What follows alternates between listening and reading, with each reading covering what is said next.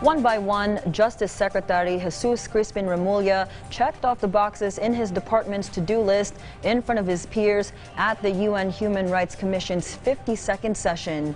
Over 4,000 inmates and close to 52,000 detainees set free, regionalized prisons and penitentiaries, and lower bail amounts for indigents, among others. And as our Luisa Erispe reports, the Justice Secretary was firm in his stance not to rejoin the ICC and to reject its planned probe in the country despite proddings from member nations.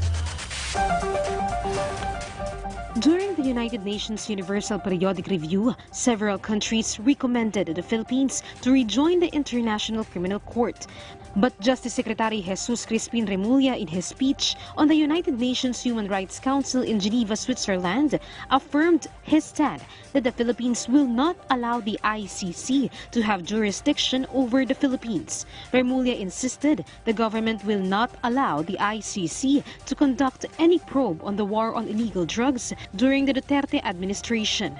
The Philippine government rejects the ICC's decision to resume investigations over alleged crimes committed during the anti-illegal drug campaign. The Philippines has a fully functioning justice system.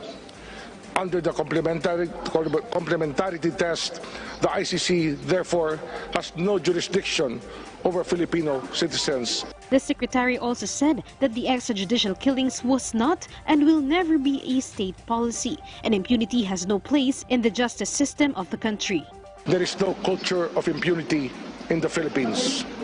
We are doubling our efforts to ensure that individuals who breach the bounds of law, state actors included, need justice. Extrajudicial killing has never been and will never be state policy. Indeed, the killings have occasionally attend the conduct of police operations. However, we submit that it is most unfair for anyone to think that all such deaths are state-sponsored EJKs. Meanwhile, Remulla stressed during the UNHRC session that several reforms are in place to protect and promote human rights in the country. Under the leadership of President Ferdinand Marcos Jr., the Philippines reaffirms its solemn and continuing commitment to human rights and human dignity for all. The Philippines is pursuing a comprehensive reform agenda to ensure that the rule of law prevails and that every Filipino is afforded an efficient, fair, meaningful, and an inexpensive administration of justice. These are such as quantum of proof for filing cases in court, releasing persons deprived of liberty, decongestion and regionalization of jails, and lowering bail amounts for indigents.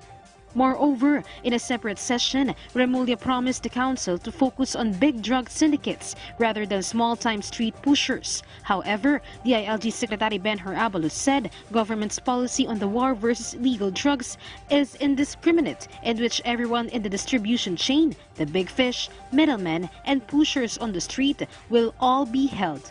Lahat ng klaseng drugs, hulihin natin. Importante, we must uphold the law. Big fish ang hinuhuli natin. Of course, we're going to focus on that, pero ito lang sabihin ko, lahat ng klaseng droga, kay maliit, kay malaki, bawal yan ayon sa batas. Huli kayo, kaya tigilan nyo na yan. Luisa Erispe for The Nation.